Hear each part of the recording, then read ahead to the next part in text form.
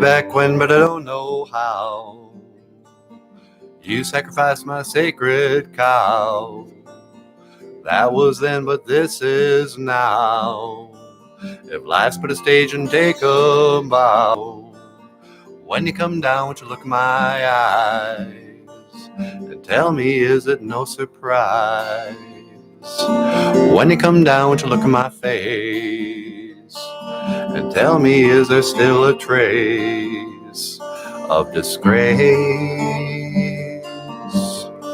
La-dee-dee-da, la-dee-dee-da, la-dee-dee-da. Welcome to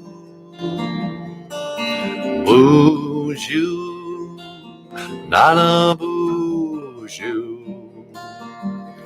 the podcast about Ojibwe language and culture too. The podcast, we're here at last. Boozhoo Nanaboozhoo. Hello, my fellow Anishinaabe, and welcome back to Boozhoo Nanaboozhoo, the podcast about Ojibwe language and culture. I am the creator of Boozhoo Nanaboozhoo. My name is Michael Lyons. In Ojibwe, I would say Michael Lyons Nindijan Nakaz. Michael Lyons is my name. And today we're doing the live stream. I'd like to welcome everyone who's viewing right now. I'd be happy to answer any questions you might have. I haven't done many live podcasts where I'm actually here. I am here with Nanaboozhoo and Natasha, and I hesitate to be on the show itself because I fear that I ruin the illusion. But I've also noticed that sometimes I get more viewers if I do kind of poke my head up from wherever. So before we get too into everything, I wonder if I can let me bring out Natasha real quick. Natasha, would you like to come say Boozhoo to the people? Oh, I'd love to. You want me to say hello to the people? Boozhoo, Gakina. Hello, everyone, and welcome back to the show. Welcome back to Boozhoo Nanaboozhoo. My name is Natasha, and this over here is Michael Lyons. And, yeah, so I'm going to go sit over there. Talk to you later, or I'll see you again. Gigawaba min, minawa, hawa. Now to walk away.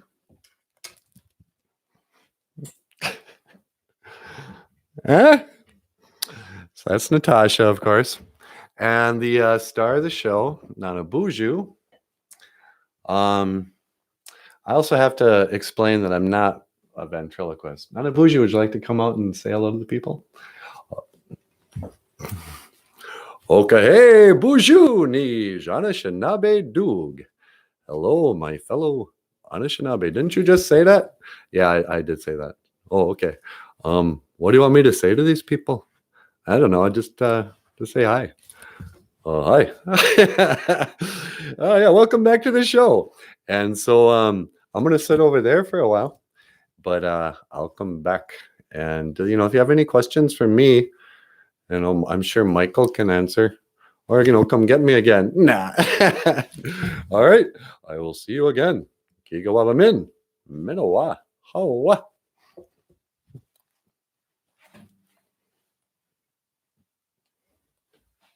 So, Nanaboozhoo and Natasha. For anyone who's somehow stumbled onto this without having seen the show, Boozhoo Nanaboozhoo is a podcast where we teach Ojibwe language words, and Nanaboozhoo likes to tell stories, Ojibwe folk stories, and sometimes stories he just makes up.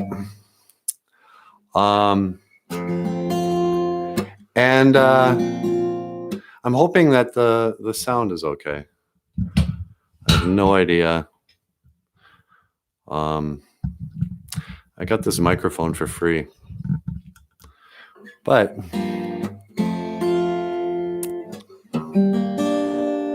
I was thinking about doing this live stream on Facebook, but I actually have way more viewers over there. And it was kind of like playing to a larger audience, so I wanted to come to YouTube where maybe nobody would be watching. Looks like a few people are. So welcome to the show. I wrote a song about how to teach the how to say white earth in Ojibwe. Should I play that or should I play something else? Actually, I'm going to play the Blueberry Pie song. So my background a little bit, we've been doing the Boozhoo Nanaboozhoo podcast for about 2.5 years. When I started the show, I was an Ojibwe language and culture teacher at a charter school in Bemidji, which is where I'm living, Bemidji, Minnesota. And I had a break, and it was really just like inspiration. I'm not sure why I decided. Well, I knew why I decided. Before that, I had been drawing children's books, or I'd drawn some children's books that taught Ojibwe language. And I thought, oh, I want some puppets. I could do like a little commercial. I'll have a puppet come on and teach an Ojibwe word and then tell the viewers to order the books. But when you start teaching Ojibwe, the first thing people will ask you is, oh, you speak Ojibwe. Do you know how to say blueberry pie? Because everyone knows blueberry pie is a really long word in Ojibwe. In Ojibwe, the term for blueberry pie is Mina Bushki Mina Sagani Betusi Jagani Bakwajigan. It's blueberry jelly in a pie crust, and the word for pie crust is long in itself. So when learning that song, I put it to music and realized I could learn that word. And actually, for a lot of the words I'm learning in Ojibwe, I'll just start singing, and then pretty soon there's a song behind it. So this is a song about blueberry pie.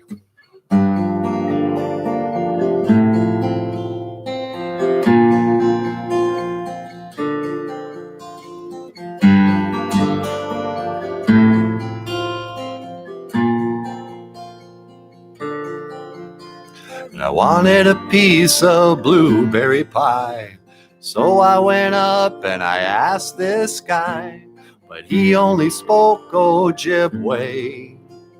So I had to say, Mina Bushki Mina Sagani Betusi Jikani Bakwajigan.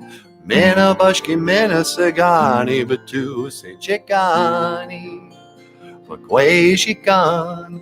Mina Bushki Mina Sagani Betusi Jikani Bakwajigan. Mina Bushki Mina Sagani Betusi Jigani Bakwajigan.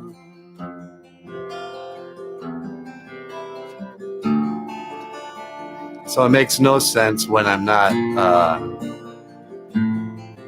in the Natasha character, but she sings this part. And I wanted a piece of blueberry pie, so I went up and I asked this guy, but he only spoke Ojibwe. So I had to say, Mina Bushki Mina Sagani Betusi Jigani Bakwajigan. Mina Bushki Mina Sagani Betusi Jigani Bakwajigan. Thank you, Bluegrass, for the compliment. I appreciate it. Mina Bushki Mina Sagani Betusi Jigani Bakwajigan.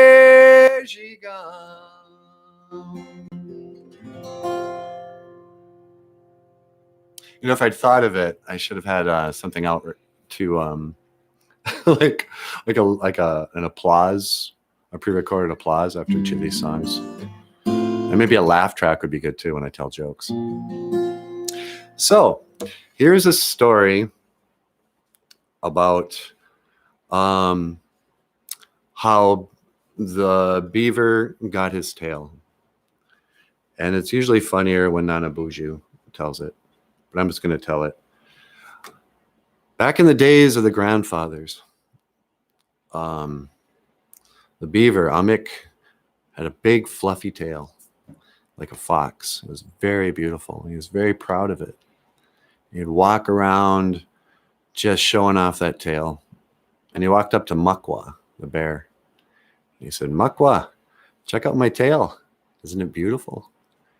And Mukwa says, oh yeah, it's a really nice tail. Because don't you wish you had a tail like this?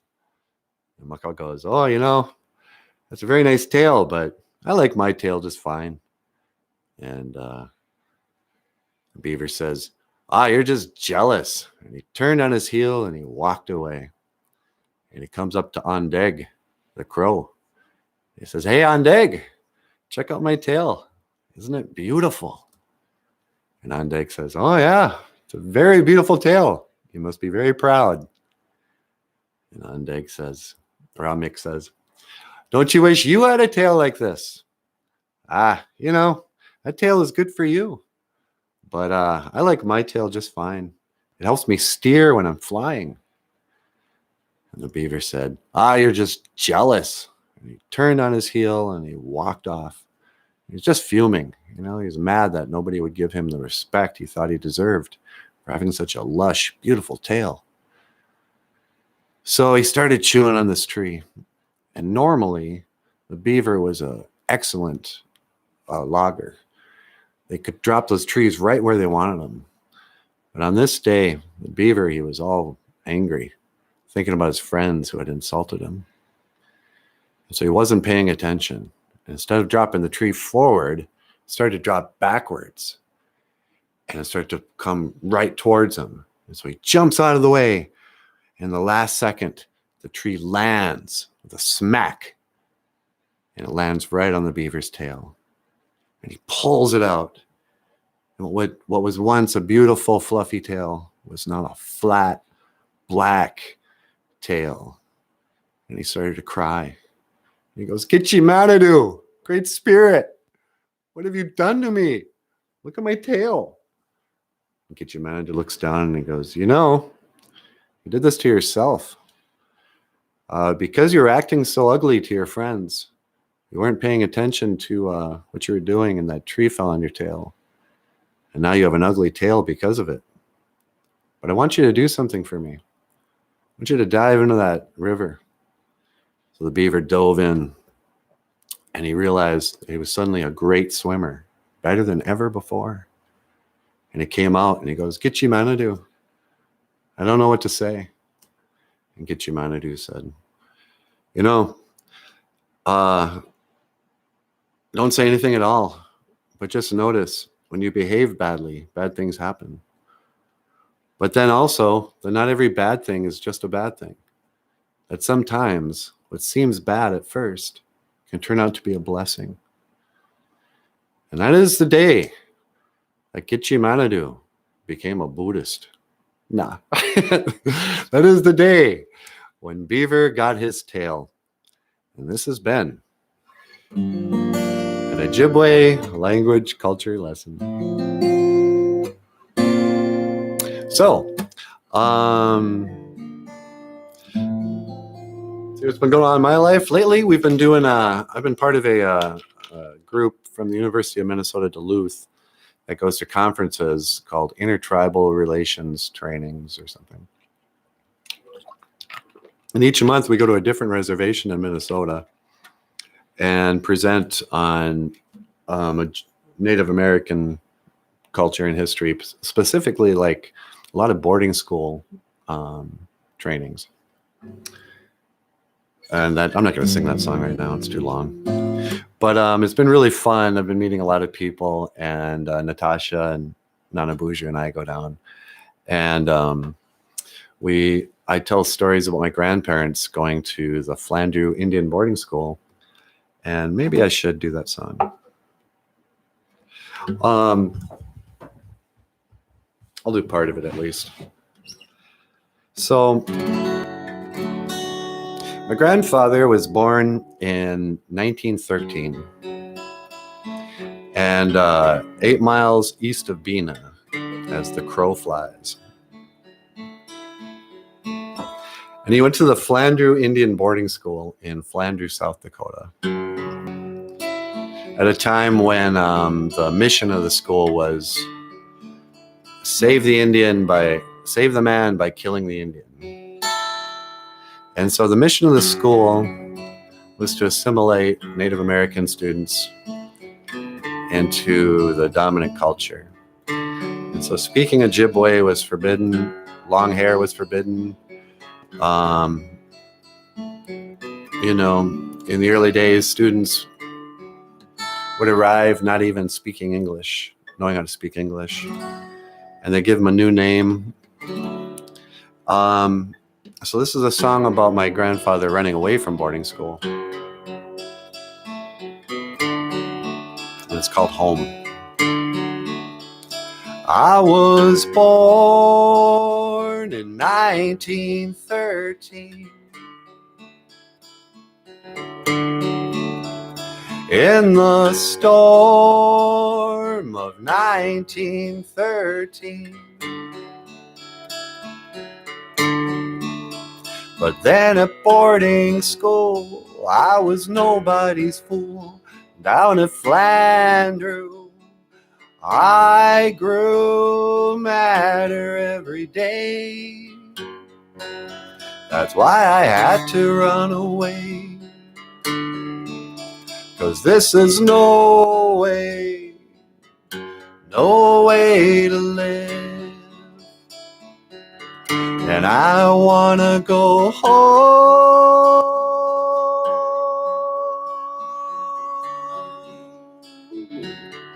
I wanna go home. I wanna go home. On a fateful day, me and my brother Ray, we planned our getaway. If we can make it to them tracks, we won't be coming back. We're gonna hop a train. I thought we got away, but then the cops came and took us back to a leather strap. But I wanna go home.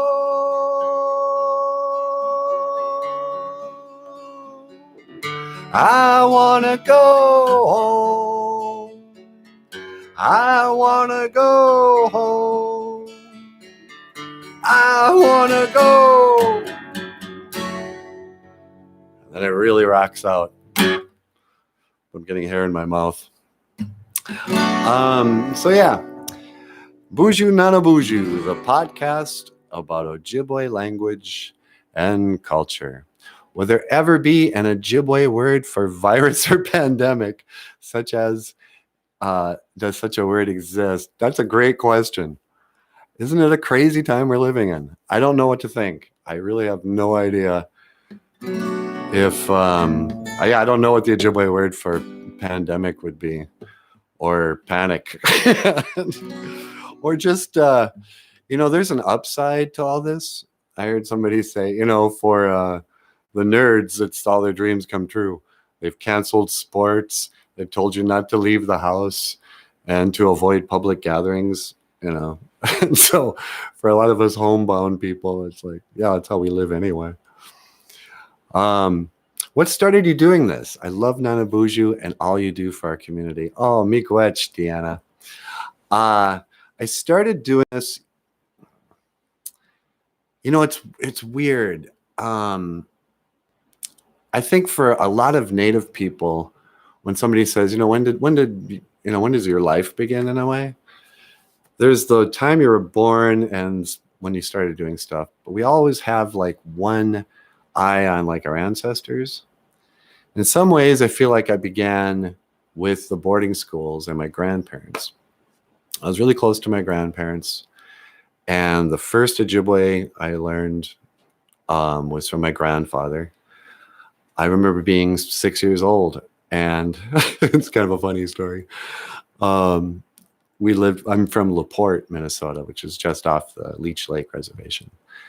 And my grandparents had a resort on a lake on Gabacona, end of the road on Cabacona Lake. And we lived in the basement, and I had a bunk bed, and my grandfather's kitchen was right above where I slept.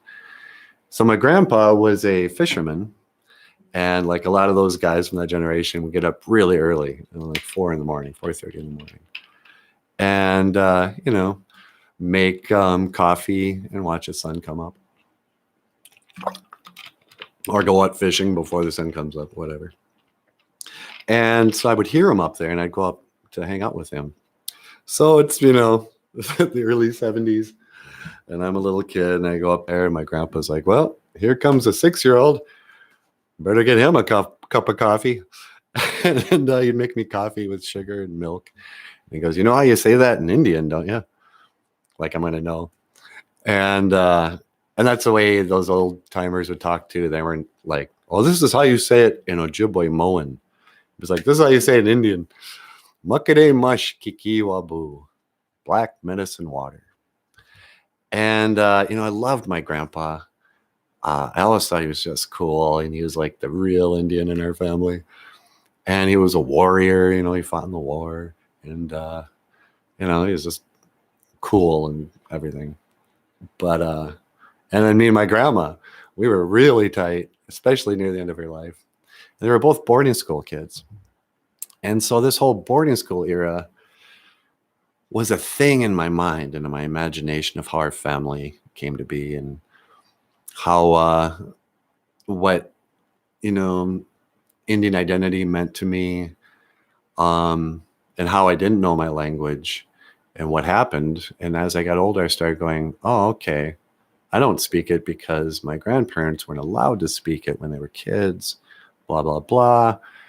So I started exploring my culture and my language kind of like in my late teens, early 20s. I was probably in college before I really started studying the language, and a lot of that was exploring my family and exploring the boarding school thing. So when I wrote that song, it really started with the song Home. When I was in college, I wrote the song and then started talking about my grandparents' boarding school experience. And then, I lived my life, but I got a job at the tribal college and was office mates. I had a friend named Benny Tontz, 83-year-old man whose first language was Ojibwe. And I'd always been a cartoonist, and I always wanted to be like a comic strip artist. But I decided to do a children's book in Ojibwe, and Benny helped me, with the spellings and all this. But also taught me a lot about the language and drumming and all this stuff. So I still think about Benny a lot. He taught me a lot. And then, so the book sort of led to a comic strip called Ojiberish, which I started putting on Facebook. And then, I started putting it on every day, and I developed a small following of people. Let's call them fans. And then just, it was a little voice, a little bird in my head said, you should order a puppet and just start goofing around. And so I wasn't really a puppeteer until I started the Boozhoo Nanaboozhoo podcast. But when I started it, I started realizing that I had not a lot of experience, but I was kind of a fan of the genre, of the art form. I'm 53 years old, and so I was like a 5-year-old or 6-year-old when Sesame Street started. So I grew up watching Sesame Street, and then I also have a little brother who's 14 years younger than me. So by the time I was 14, I started watching Sesame Street all over again. And that same year, by the time I was 14, the Muppet Show came out. So this was like a prime time Sesame Street that would have rock stars with these puppets. Then by the time I was 18, the movie Labyrinth came out. And one of my favorite pop stars, rock stars, was David Bowie. And I loved that movie, and I loved the album. And so when I started doing this show, I had a lot to I started remembering a lot of stuff that, I would later use in creating the show. So that's kind of where it started. Let's see. This week I wrote a song about Leech Lake and White Earth. It goes something like this. This is the Leech Lake song.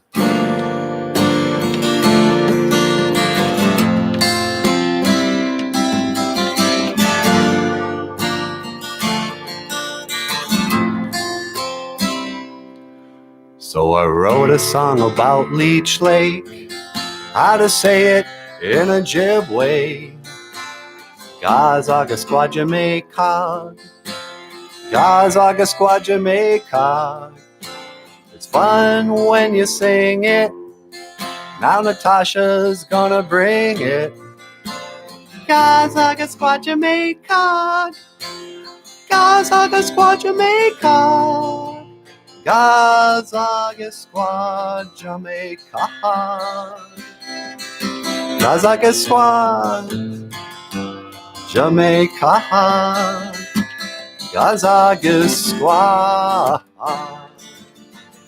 Jamaica. Gazaga Squad Jamaica. Gazaga Squad Jamaica. Leech Lake, like the area of Leech Lake. Gazaga Squad Jamaica. And then the White Earth song was something like, how did I do that?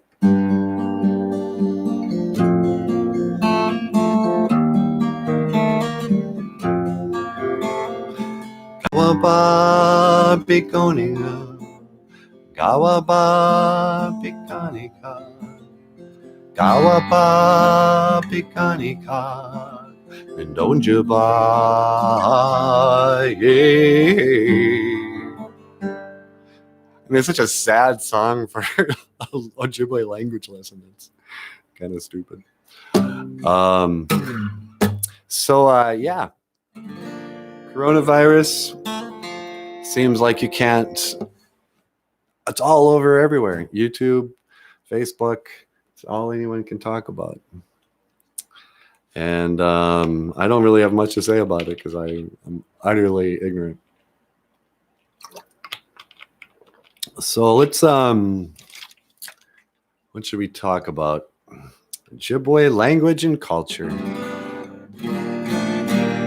I used to be in a band called Ishi. And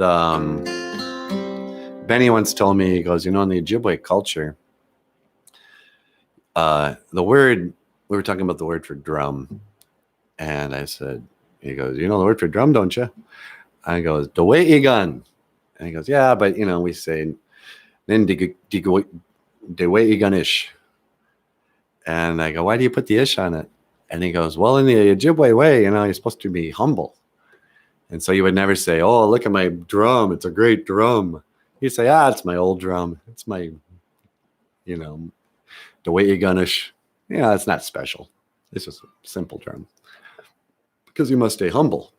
Humility, it's one of the 7 grandfather teachings. And so I started wondering, is ish an Ojibwe word?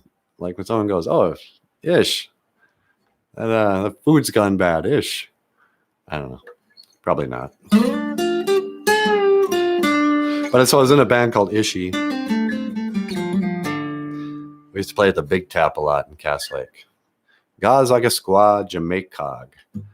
Gazagasqua, Jamaica, the place of the red cedars. And we had a show recently about where Nanaboozhoo was asking, should we rename Cass Lake? Cass Lake, I'm not sure if anyone here is from Minnesota, but it's on the Leech Lake Reservation. It's about a 20-mile drive from where I'm sitting in Bemidji. And for anybody outside of Minnesota, if you watched Fargo on HBO, the first season, that was set in Bemidji. We're famous for the Paul Bunyan statue. But Cass Lake, in Ojibwe, was never called Cass Lake. It was called the Lake of the Red Cedars. Oh, the cops are here. I got to go. Oh, no, it's an ambulance. No, over here. I'm the one who's sick with it. Nah, just kidding. See, you can't even say that anymore. It's got a different connotation. Now it sounds like I have coronavirus. Anyway, so Cass Lake was named after this creepy Freemason governor of Michigan. And it makes no sense. I don't understand that part of history where how'd they get in power? Who decided that this town was going to, from now on, be called Cass Lake? Did I just get...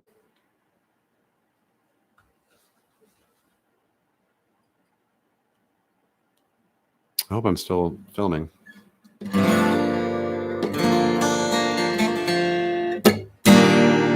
But anyway, the more I learn about history, the less it makes sense to me. Why did we allow them to change the name of our home? How could this one guy, I don't remember his first name, but he was just another one of these creepy, just like all those guys who were in charge of creating everything. They all have portraits, or they have one hand in their breast pocket, the hidden hand of this secret society that they're all part of. And they named the towns, the county, and even the lake. And the Ojibwe people just said, okay, I guess from now on, we'll just call this place Cass Lake. We're not going to call it Gamisqua Wakogog, which sounds beautiful. Gamisqua Wakogog, Nindonjaba. The Lake of the Red Cedars is where I'm from. It's beautiful. Or I'm from Cass Lake. Cass. Sounds a lot like ass. I don't get it.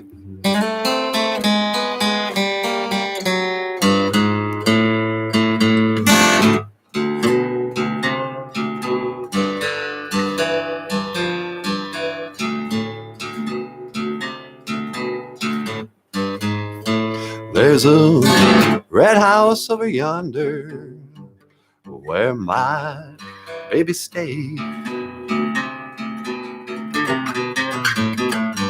There's a red house over yonder where my baby stayed.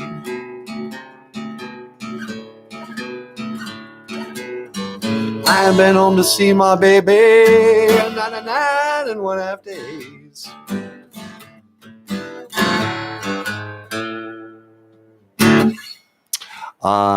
Yeah, so I don't understand why we call it Cass Lake. Bemidji is in Ojibwe. It comes from the word Bemidjiga mug, which is the lake with the crossing waters. It's a river that goes into a lake crosswise or something, Mississippi, I guess. And that story is really funny. So when I was growing up, they always said, oh, Bemidji. Bemidji is named after Chief Bemidji. And then I started wondering, is like, wait, Chief Bemidji? And they built a statue.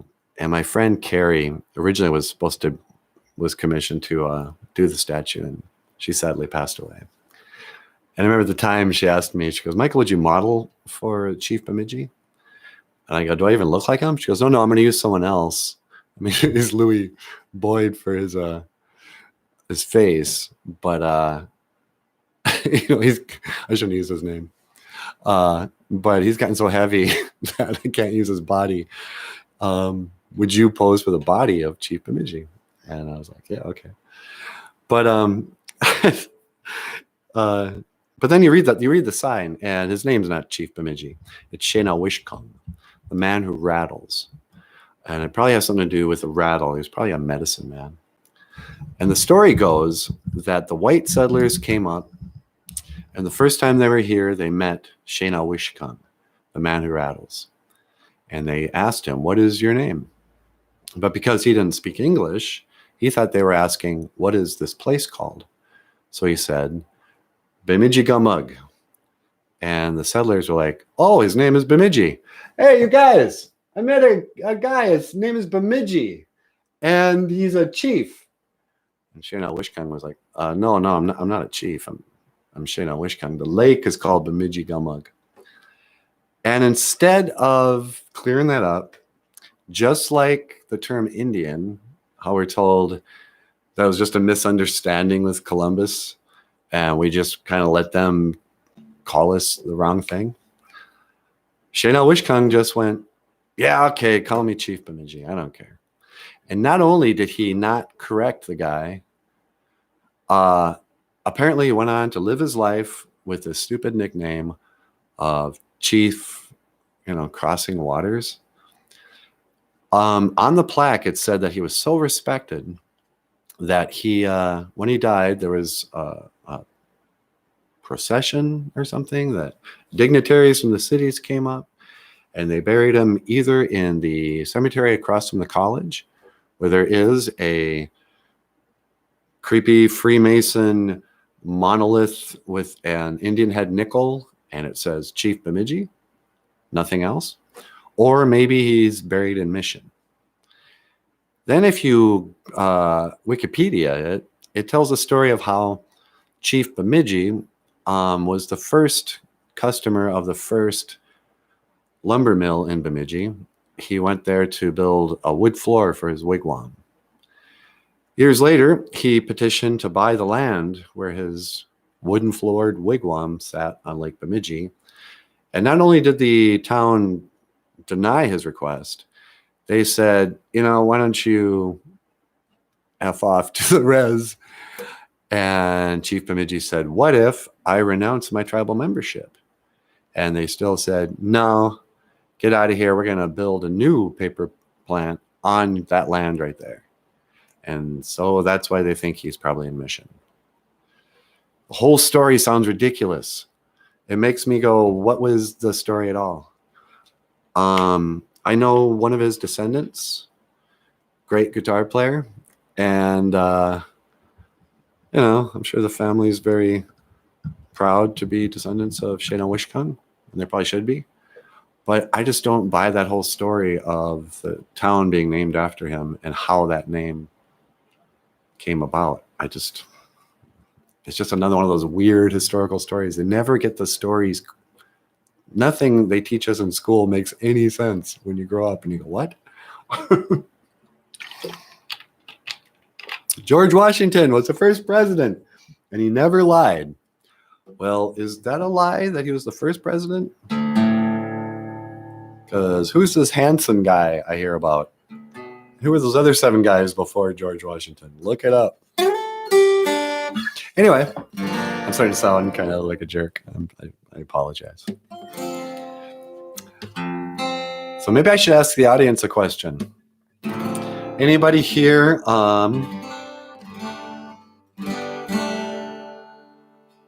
have coronavirus? I don't know. Let me sing a song, a pretty song that's not so depressing. Ain't no sunshine when she's gone. It's not warm when she's away. Ain't no sunshine when she's gone. This house just ain't no home anytime she goes away. is a sad song about losing your girl.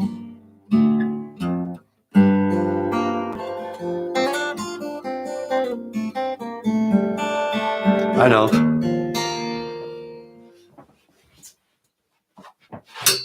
Gotta grab my harmonica.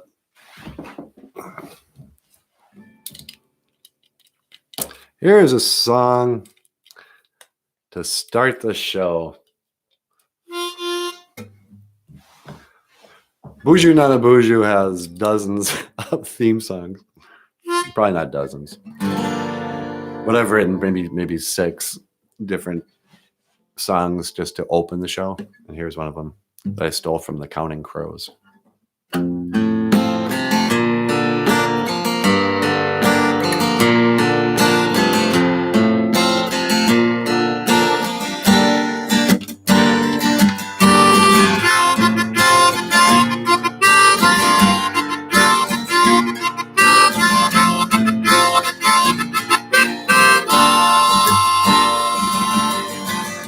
Welcome to Boozhoo Nanaboozhoo, the podcast about Ojibwe language and culture. I'm happy to be here with you today to speak Ojibwe, learn about the language and culture.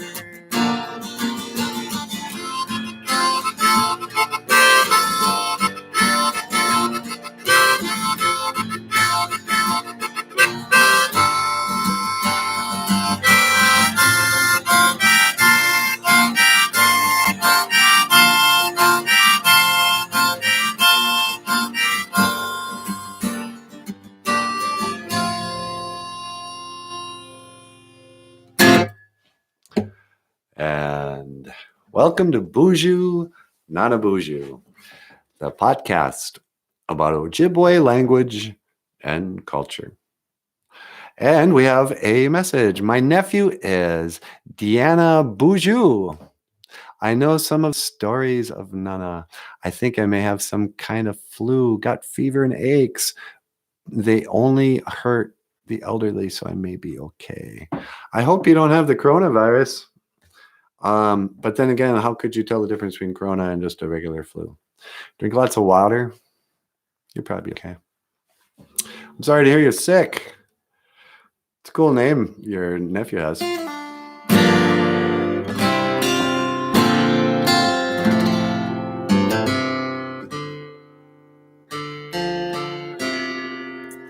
I think noteworthy. You guys following the politics? It seems like the last time around there was a lot more. I mean, I know there's news every day about it, but people are sort of calmer than I would have guessed this time around. For all the hysteria over Trump, everyone's kind of like, yeah, you know, we'll like I haven't heard anybody really all that excited about the election. Anybody here really excited? Like have campaign? Maybe that's it. Is it too soon? I thought by now people would have like signs up. So, wow, this is 44 minutes already. I wonder how long I should do this. I'll do it for 1 hour. We'll see how this goes. So, you know, part of the, anybody here ever watch Owen Benjamin's podcast? It's on D Live. He's been kicked off of everywhere else. He's a comedian that I really like. And he plays piano and does a live stream. And so I was kind of inspired by him to get on here. And I didn't know if anybody would have questions. So yeah, this is how I got started. I do public appearances. If you're associated with a school or a college or anything, I don't do it for free. Sorry. But so I've been traveling around Minnesota with Nanaboozhoo and Natasha, singing songs and telling stories.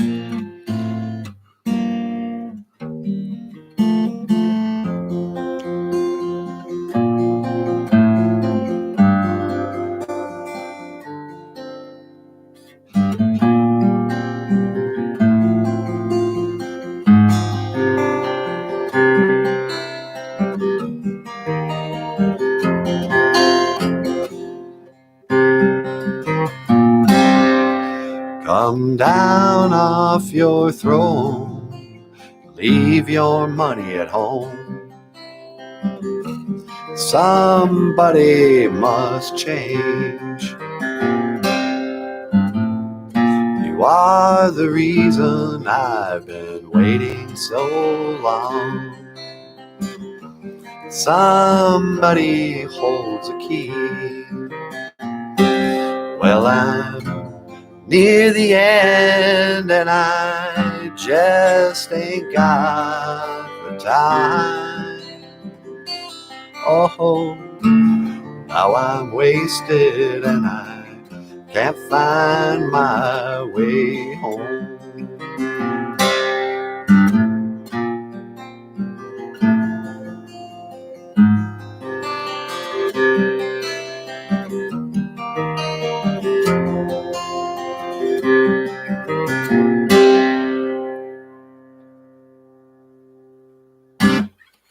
In Ojibwe, when you're, this is for Deanna, when you're not feeling well, when you're ill, they would say, again, akozi. Ninakozi, I'm ill or I'm out of balance. Well, one time Benny told me, he goes, yeah, that's not just for the flu. You can be out of balance, like if you're depressed, it's out of balance. And we did a whole show on like the medicine wheel and how to address wellness through the 4 quadrants of body, mind, spirit, and what's the 4th one? Your spiritual life, your physical life, your material life, your mental life. Yeah.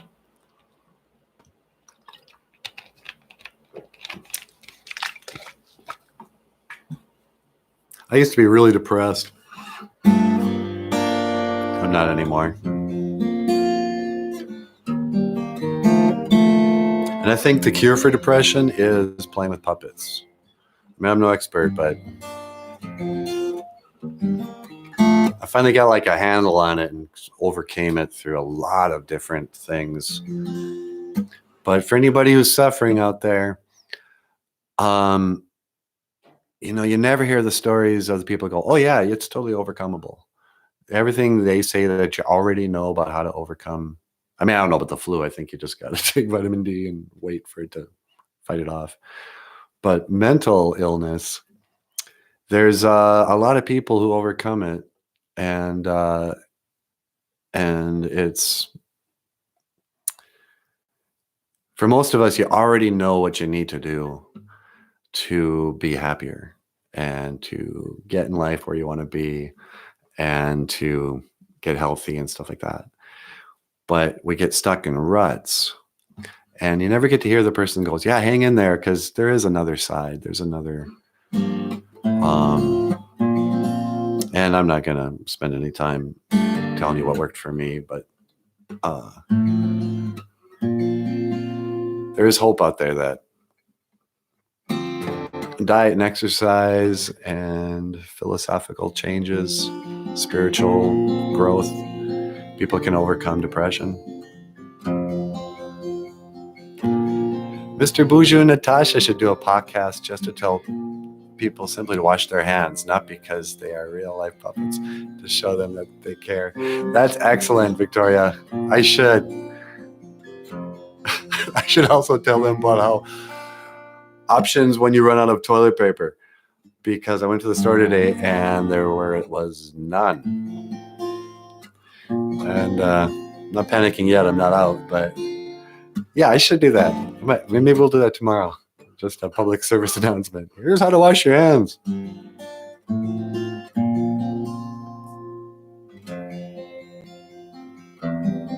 Here's one.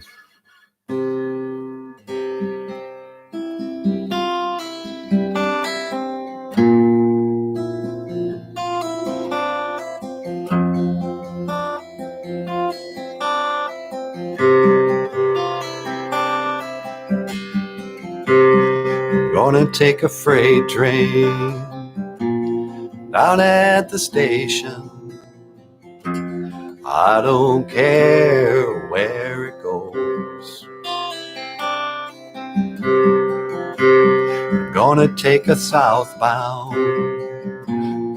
Nah, I screwed that up. Gonna climb a mountain, the highest mountain. Jump off, nobody gonna know. Can't you see? Can't you see what that woman been doing to me? Can't you see? Can't you see what that woman's been doing to me? Gonna take a turn down at the station, Lord. I don't care where it goes. Gonna take a southbound all the way to Georgia now, till that train run out of track. Can't you see? Can't you see what that woman's been doing to me?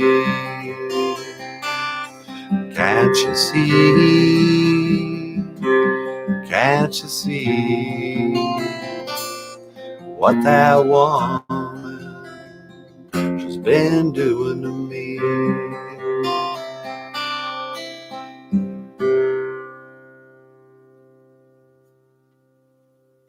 I like to play heartbreak songs. Watching from Seattle. Hey, Boozhoo, all the way to Seattle. Cool. Thank you for the show. Very soothing to listen to your songs and stories. Thanks. During our tour of the Minnesota reservations, one of the shows I do is a breakfast show. The last day of the conference, they serve a really fancy breakfast. I mean, it's a buffet, but it's water glasses and cloth napkins. And I'm the music entertainment for that. And by this time, I'm kind of done talking. So I would just play music. But the people come in and they're, having breakfast and they're all sleepy-eyed and stuff. And I get a lot of compliments for having like calm music first thing in the morning. I always wanted to be a rocker. As you can kind of tell, I'm a huge Kiss fan. If you watch the show at all, the guys have done a lot of Kiss songs. And, but I'm at heart, a folky, love song kind of guy.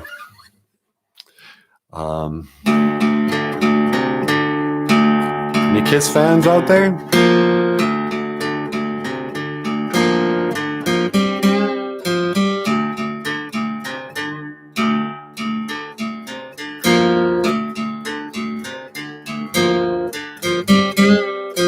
You got something about you. You've got something I need. Daughter of Aphrodite, hear my words and take heed. Is a Kiss song. Maybe I could do live streams where I just talk about Kiss. I don't know if there's any Kiss fans here, but being a Kiss fan is the closest thing I can think of is sort of like being a fan of Star Trek, where there are conventions and there are people who would just lose their minds over, just talking about Star Trek.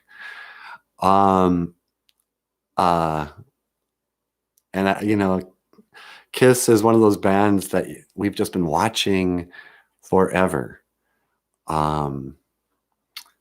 It's sort of like watching your favorite sports team if you're not into music, or watching your favorite reality show, because we've come to a point now, 20 years after they were supposed to retire, where they're on tour again, and Paul Stanley can't sing anymore, and so he's lip syncing, and it's pretty obvious. And his fans, we love Kiss so much that we're not mad at him. We are worried about him. I gotta tell you what I'm feeling inside. You're too old to be singing. So, yeah, punk and jazz. That is so strange. Actually, it's pretty open-minded, I gotta say. Punk and jazz. What is punk? Like the Sex Pistols? It's one of those things where it's like both of those genres are so big and there's so much garbage in both, but you can say that about every genre. I don't understand how people can listen to like I understand like jazz, like real, like good jazz, but like that experimental stuff, yeah, I know.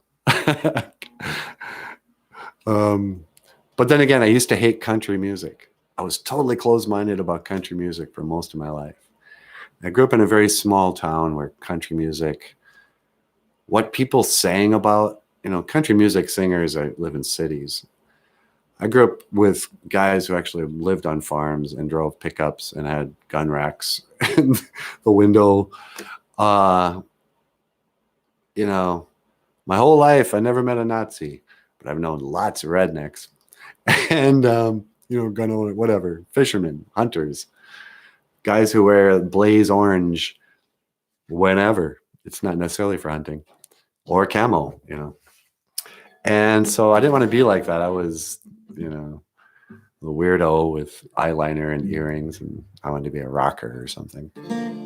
But now that I'm middle-aged, every time I hear a country song, I like tear up and go, "It's a darn good song,"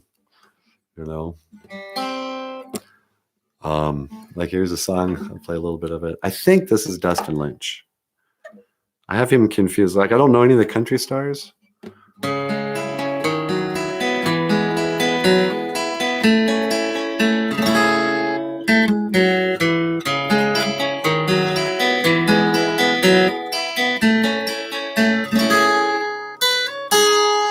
And I knew when she blew and she wouldn't stay. Every now and then God makes one that way. A red-haired wild child with storms in her eyes. I knew I'd never be the same. But that's the thing about a hurricane. She's all lightning, wind, and rain. You get too close and you're swept away. You better hold on till she breaks. And it's a hell of a ride if you can just survive the pain. But that's the thing about a hurricane.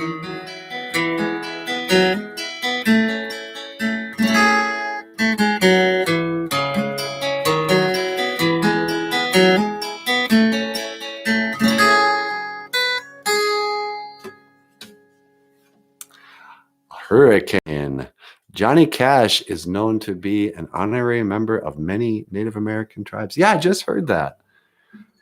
He looked great when he got old. I mean, every time people are like, "Oh, have you seen Johnny Cash? He looks terrible." It's like, no, he doesn't. He looks like he's 100 years old. And he did this song.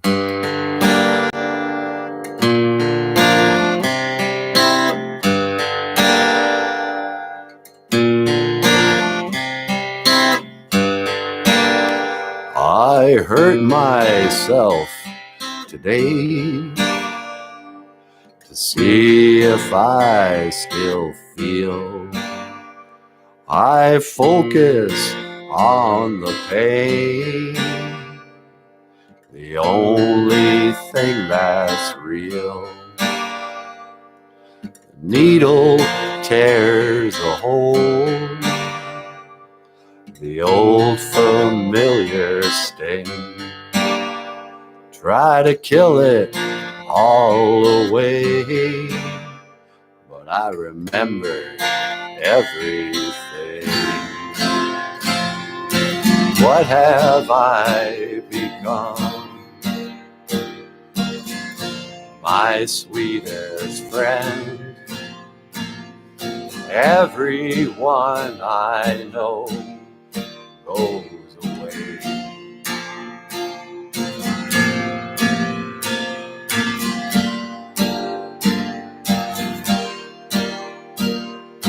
My empire of dirt, I will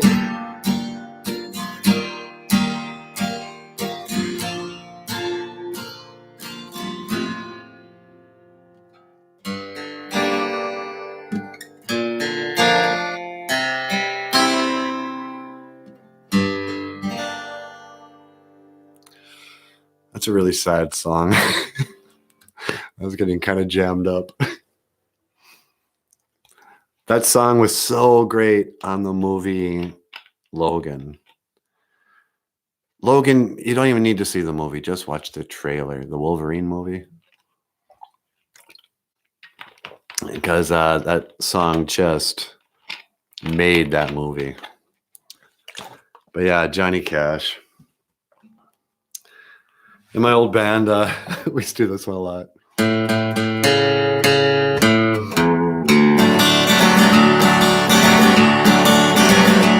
Well, I hear that train a-coming.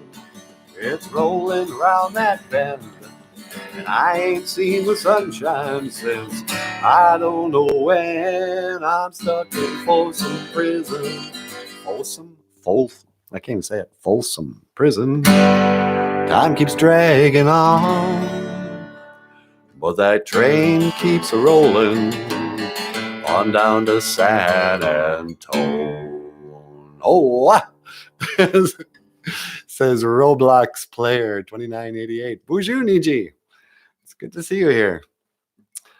Yeah, so Johnny Cash, I always thought he was actually native, but I think for a lot of Indian people, you're hungry for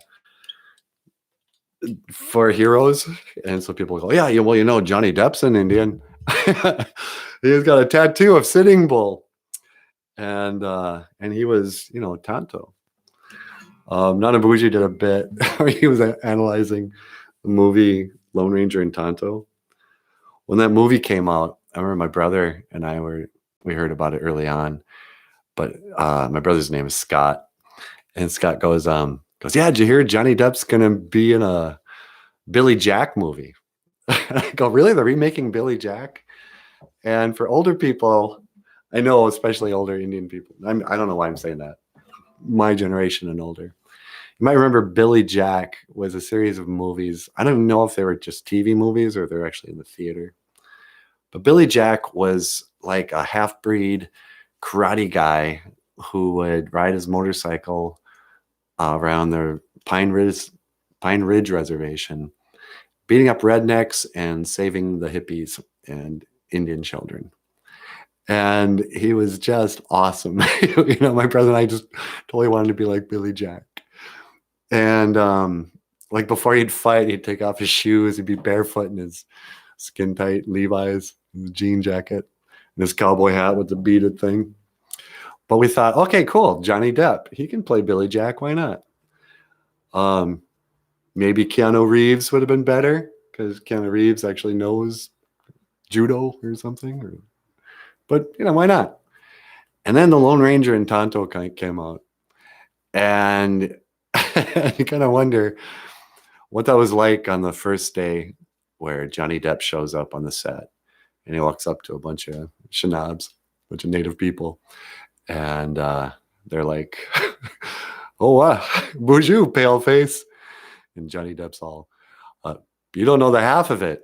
Look, I've got a great idea. I'm going to paint my face all white and black. And then I'm going to put a dead crow on my head. And then, I'm going to be Tonto. Because that's what we all remember, right? I'm Tonto." And the greatest part about all that is that he just never takes it off. He sleeps in the makeup. He swims in it. I mean, I even think back in the day, they didn't just wear war paint on the daily, you know, and you carry around like a makeup kit. And then you wonder, like, after everything was done, everything's all said and done. By the way, you want to see how wealthy I am? I have a space heater with a remote control. You see that, kids? You work hard. You too can make that kind of bread. But so after the dust settles and, you know, Lone Ranger goes back to Texas, and Tonto goes back to the reservation, you know, he gets there, and who's there? Doc McGee, the manager of KISS. And Doc McGee comes up and he's like, hey, do you play guitar? I've noticed you've got the makeup. Would you like to be in KISS? And so, yeah, Johnny Depp's Tonto. He's like the Anishinaabe clown posse. Johnny Scissorhands. Edward Jack Sparrow. Let's see. I live where they filmed the cafe scene. It's still there downtown. Oh, cool. From Negdosha Manadu. Negdosha Manadu, some kind of spirit. That's spelled differently than our Ojibwe. Native stacker. You must work at a casino because you stack all the chips. Total techie, nice. Yeah, Johnny Depp.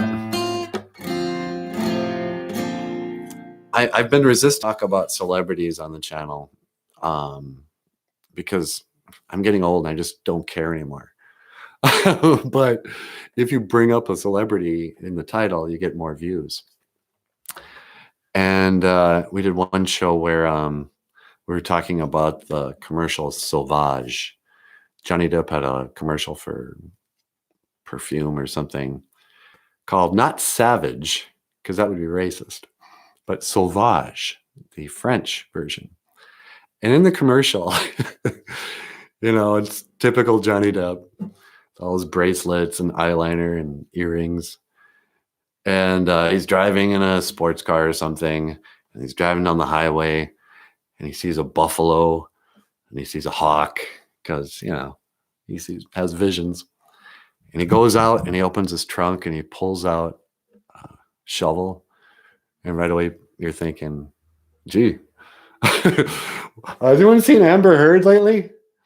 But he goes and he digs a hole, and then he takes off his bracelets and and covers them up. He stands up and he builds a fire or something and puts on a blanket, or I don't know. And he's sitting there like a real native. And it says, Sauvage. Well, it's kind of like, well, dummy. Didn't you learn anything hanging out with Indians? So a lot of people got upset with him. I didn't really. I'm not that easily triggered. Horse spirit. Oh, cool. Horse spirit. That's what that means. Potawatomi. Okay, yeah, that makes sense now. That's a powerful name. No, I have a precious metals channel. Oh, okay, cool. I hear it's much smarter to invest in silver than gold.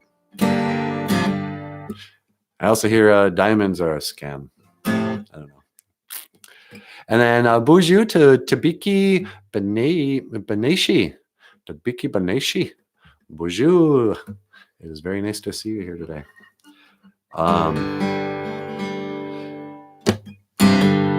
Mino wabi egg. Mino gi wabi egg. It's nice to see you. So here's a song that I haven't thought about what I was going to play yet. You know, Johnny Depp's a guitar player. He plays with Alice Cooper and a bunch of other has-beens.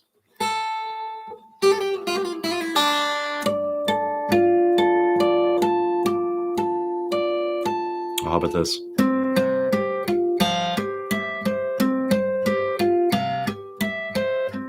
Whoops.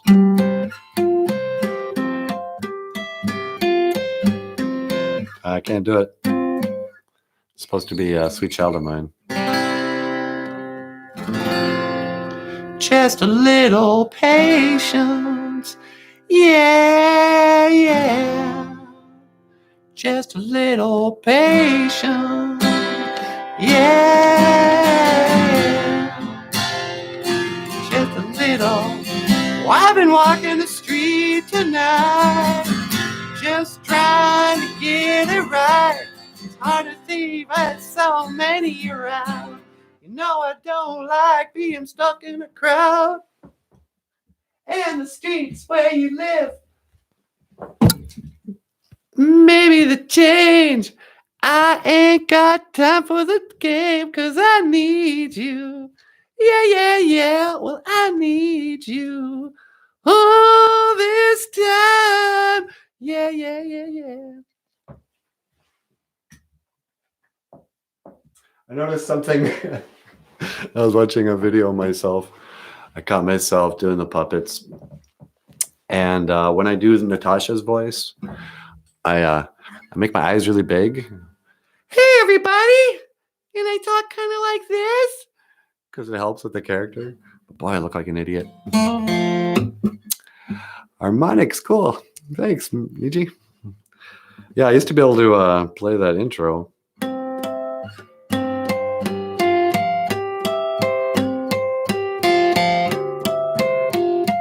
I can't do it anymore.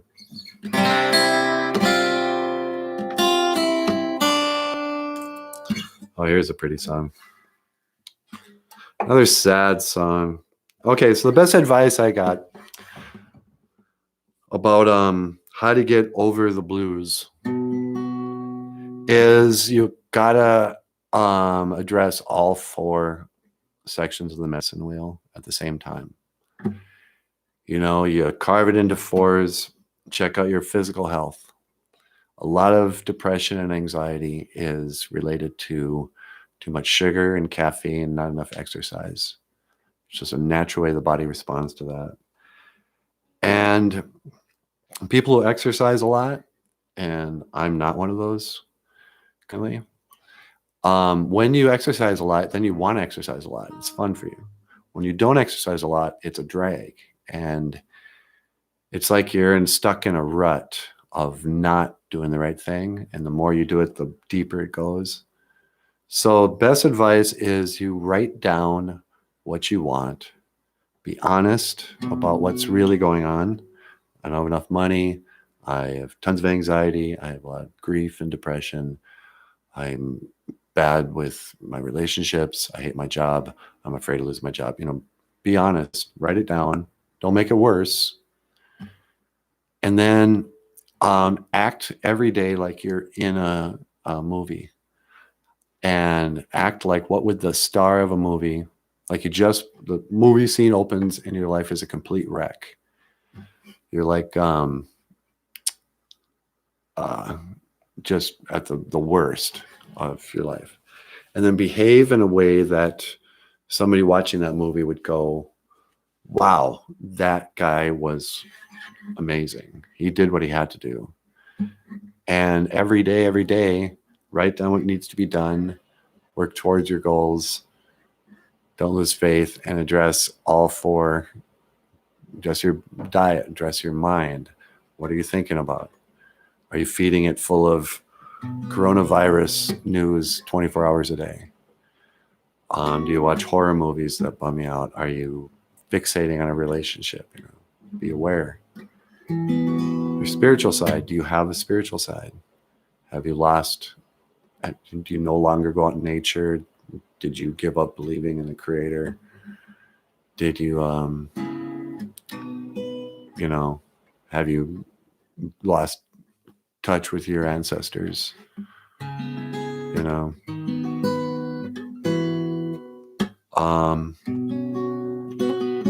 and emotional. What are your emotions? A lot of people think they're angry. They're righteously angry. They're just mad at the situation. You know, the reason why you are unhappy is because they're going to build a pipeline, when actually you're still grieving that person who died, and it's got nothing to do with your politics. You know, figure out what your feelings are. If you have to go to therapy for that, fine. You know, go talk to a friend, start a journal. Why am I lecturing so solid? Thank you, you guys.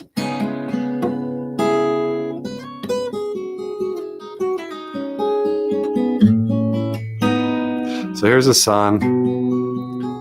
I'm a total middle-aged lady inside, you know, in my heart, because I love the show This Is Us. And, you know, let's face it, I like the same music that middle-aged women like. Like I can't listen to rap, you know, or angry speed metal or anything. I like, you know, lady music. And the movie This Is Us made me rediscover this song. Their first season has the greatest soundtrack. This is called The Blues Game.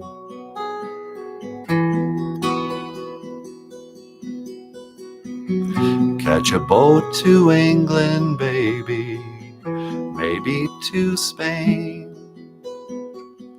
Wherever I have gone, anywhere I've been and gone, anywhere that I have gone, the blues are all the same.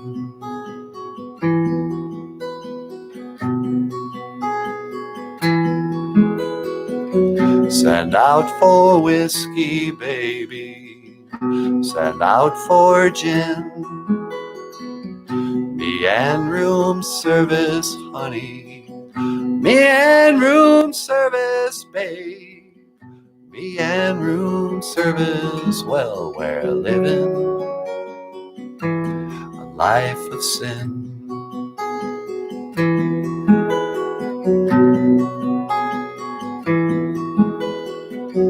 Love's an honor gamble, baby, living's much the same. Wherever I have played, wherever I've rolled them dice, wherever I have played, the blues come tumbling down.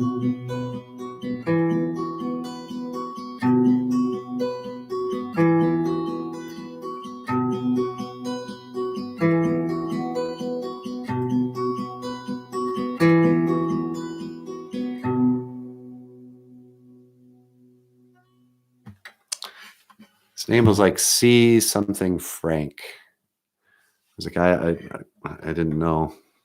I'd heard the song a long time ago, but yeah, This Is Us. It's like a primetime soap opera with great actors and compelling storylines. The dad in it is just one of my favorite actors. He was the son in like Rocky V. He was on a TV show called Heroes I really liked. Yes, I do like Neil Young, Native Stacker, sorry. Native Slacker. See, I'm from the 80s. You know, you're probably not working very hard. You're a native slacker. See, what Neil Young do I know?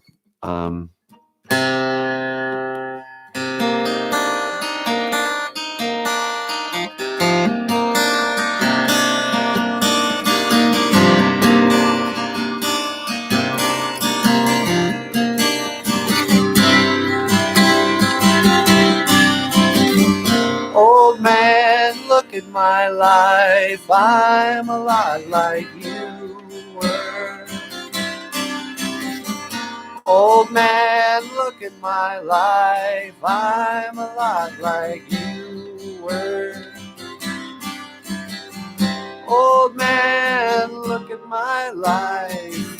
24 and there's so much more. Live alone in a paradise that makes me think of you. Love lost at such a cost. Give me things that don't get lost, like a coin that won't get tossed. Roll to you.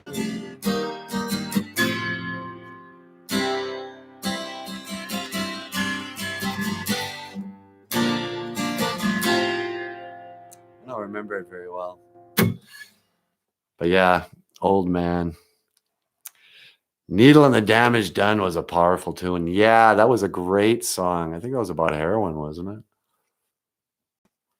These are crazy times when it comes to drugs. When fentanyl came in and killed Prince, that's when most of us kind of went, holy cow, there's something worse than heroin? Ugh. And then meth and oxys. I saw that come to the res.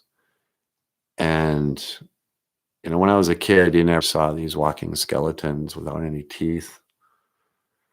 That sounds kind of heartless, but the classic stereotype of the drug addict in the old propaganda shows about drugs, if you smoke pot, you end up like that. Well, meth addicts ended up looking like that. Heroin addicts too, for that matter.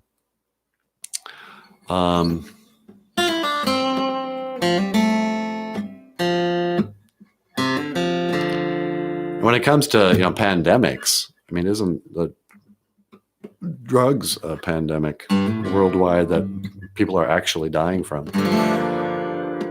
We're all freaking out over this hypothetical dying from a flu. But how many people do you know are actually dying from drugs? Or alcohol, for that matter. This podcast is turning into an anti-drug campaign. Just say no, kids. Nancy Reagan. I found a new place to dwell. How about this one?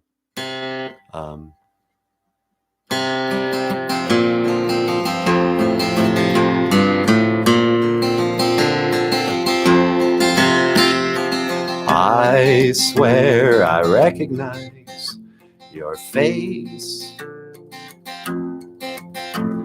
hauntingly familiar yet I can't seem to place it. Can I find the candle of thought? Light your name. Lifetime is catching up with me. Not changing at all. This small town predicts my fate. Perhaps that's what no one wants to see. Hearts and thoughts, they fade away.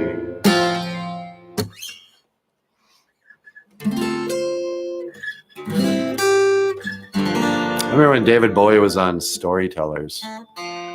I made a special effort to stay in a hotel that night. I was on the road for something. And I called the hotel beforehand. I said, now you guys have HBO, right? Because those are the kind of places I tour. I go to hotels that may not have HBO. And they're like, yes, we have HBO. Come to our fine Super 8. So I went to the hotel and that night watched David Bowie on Storytellers. Or it was VH1, that's what it was. And I don't even know if there's still a channel.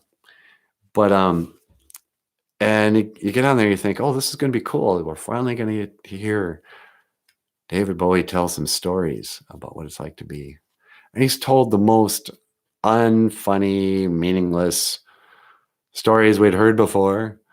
I got drunk and shaved off my eyebrows because I was so mad that Frank Sinatra wrote the song My Way.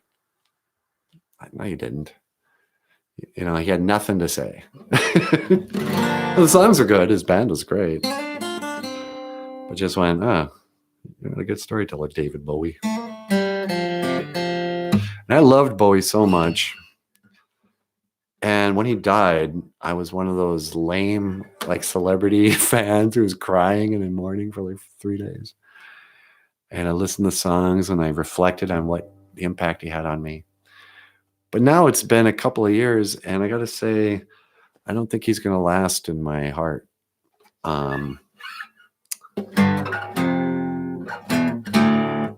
There's something, like some songs like Elvis Presley I'll always listen to, and Kiss I'll always listen to. I'm not so sure about David Bowie anymore. Maybe I will. I don't know. Here's Ziggy Stardust. Ooh,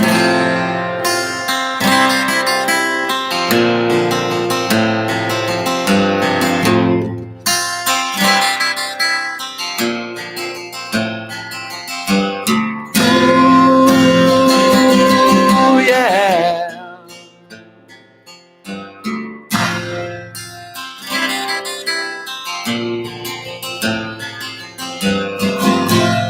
Ziggy played guitar, jamming good with Weird and Giddy, and the spiders from Mars. Played it left hand, but he made it too far.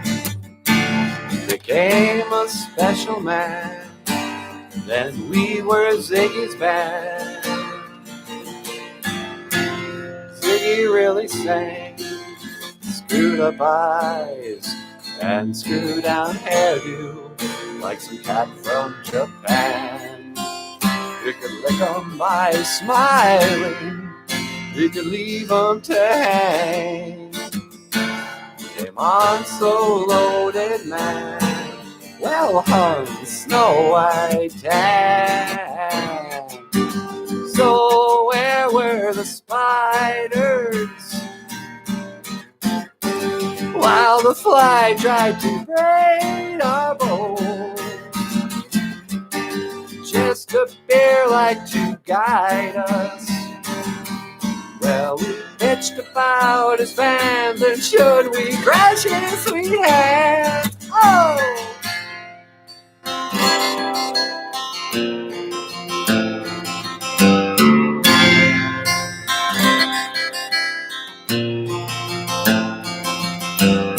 Ooh, yeah.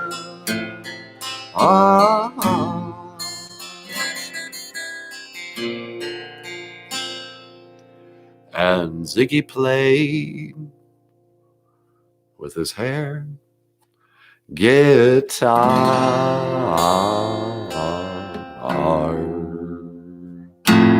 What am I saying? I still love David Bowie. Do you or are you doing these streams on a regular basis? If so, when? I would like to be here. You know, I guess this is going to be was sort of the test of whether or not I should. There's 6 of us here right now, and there have been at least 7 people because I have 7 thumbs up at this point. So yeah, I think I will. I think I'm going to close out here pretty quick. Turn on notifications, native stacker. Oh, yeah, turn on the notifications. I'm going to start doing this regularly. I'm going to do them probably in the evenings. I don't know yet.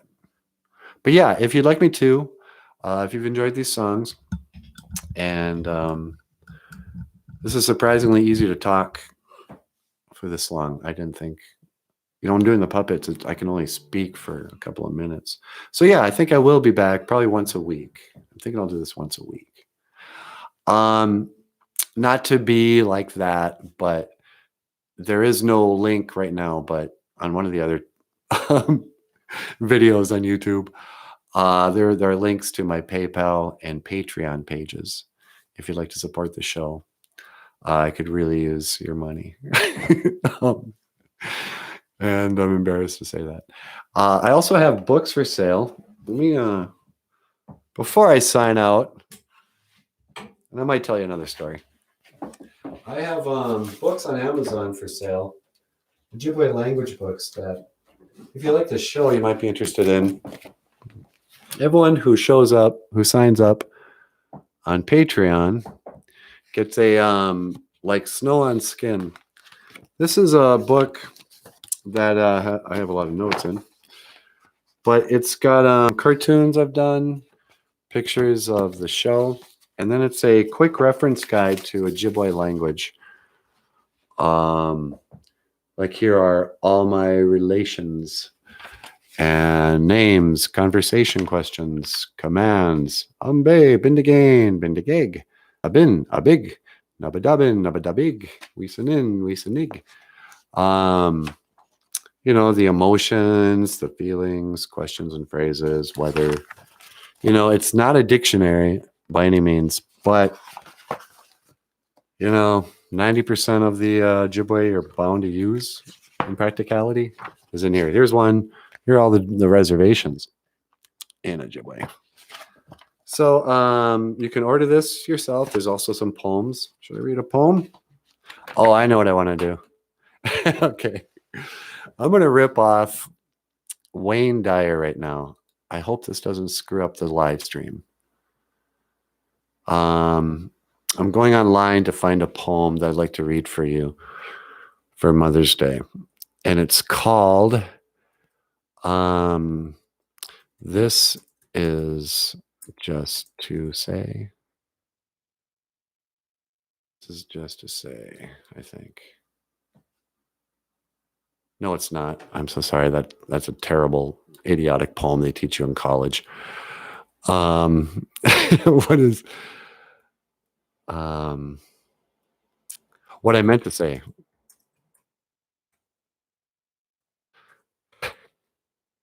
We did this on the show, and it took me so long to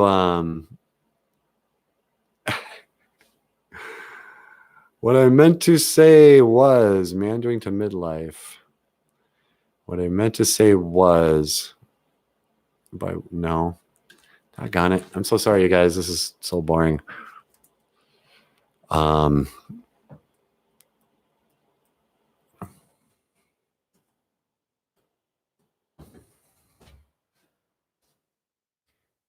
What I meant to say I didn't realize this would be so hard to find.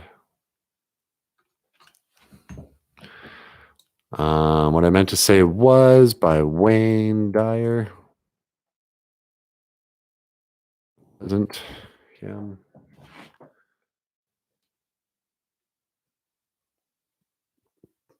I'm going to have to blow this off. What I meant to say, Thanksgiving Day.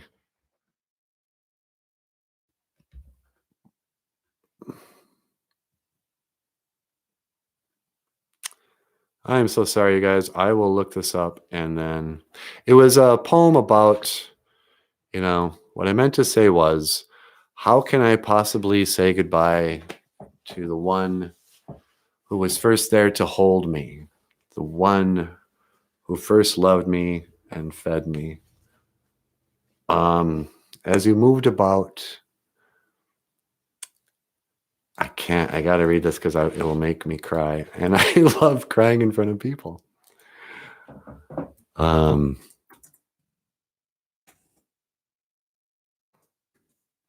meant to say,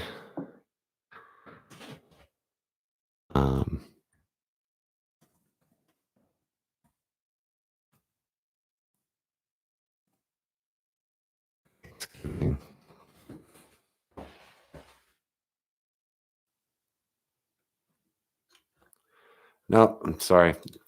That was stupid. I won't do that again. I'll find it for the next time, Native Stacker, for sure. Natasha likes poems. I could tell you the story of Natasha, because I don't think I'll ever see her again. Natasha was named after a girlfriend who I broke up with, who, for the record, I dumped, but then regretted and tried to get back. Didn't really try to get back. Wanted to get back for 20 years. It was one of those things where, relationships, it was intense. It was years ago, and I met Natasha, and she was from Bangladesh. And we had nothing in common except our love for each other. And when I broke up with her, I had all this regret, the things I'd said. And I wrote this song.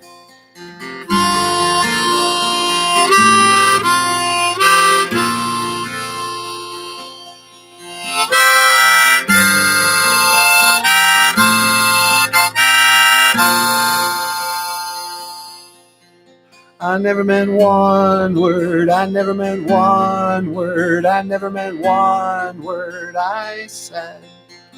I never meant one word, I never meant one word, I never meant one word I said.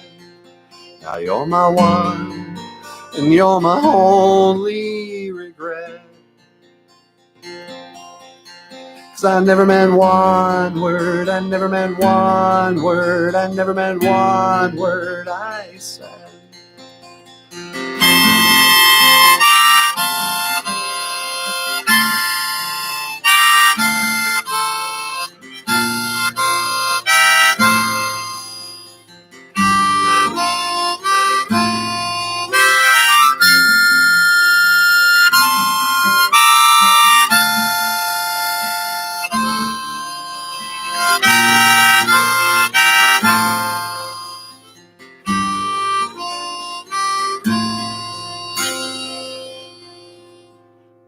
And I used to sit up at night just so I could watch you.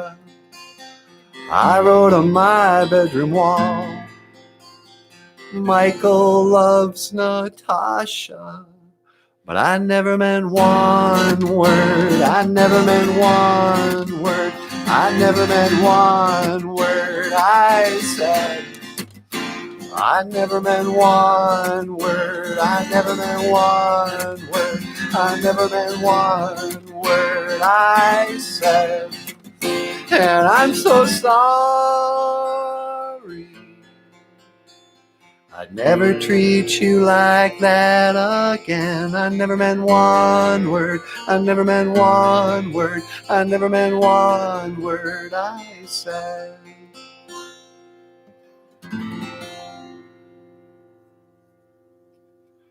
Michael, it's me, Natasha.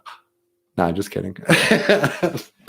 So it was I named her after Natasha. I named after the old girlfriend because I'd written that song already, and I wanted Nanaboozhoo to sing it. And so after I re-recorded it, it was, I wrote on my bedroom wall, Nanaboozhoo loves Natasha.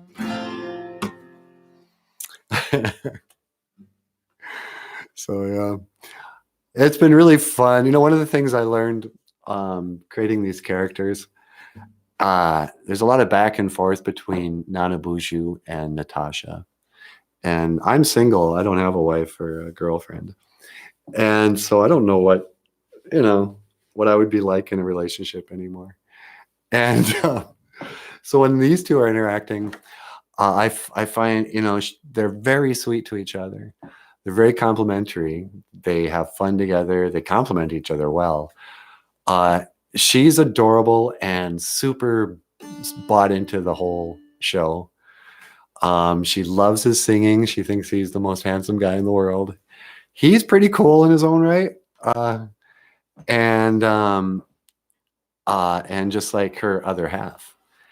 And so sometimes I watch these shows about how they interact with each other and I go, is that what I want? Or is that what I would create? I hope so, but I doubt it. All right. Well, I have to go to the bathroom. So I'm going to close today with a song and then say Gigawaba Min Minoa. Nanaboozhoo, you want to say anything? No, that's too much work. Okay, he doesn't want to say anything and I can't do that on Trollcrush thing. Actually, I can kind of. Let's try that. So if I was like Jeff Dunham, it would kind of look like this.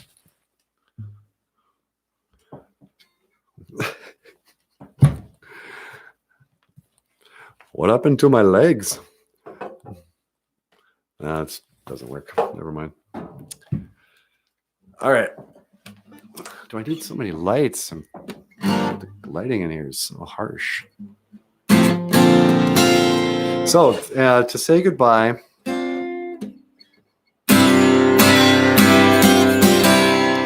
I won't be playing a Kiss song, but I could. Instead, I will play this song, a pretty song, about something to do with Anishinaabe.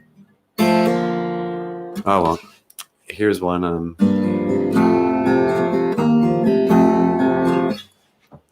I should keep it.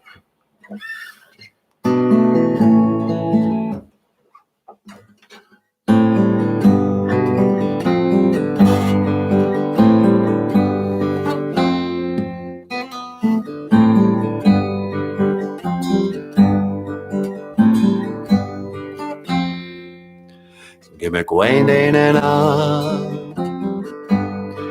do you remember? Gimmick-Wayne-Dane-and means do you remember? In Ojibwe I say, for do you remember? Gimmick-Wayne-Dane-and means do you remember? Do you remember? Gimmick-Wayne-Dane-and Natasha was singing it. Do you remember Gimmick-Wayne-Dane-and and to say, I will see you again. But first of all, to say, Miigwech Bizendawi Egg. Thank you for listening to me play guitar and sing. And Miigwech Ganawabi Egg. Thank you for watching the live stream of the Boozhoo Nanaboozhoo podcast.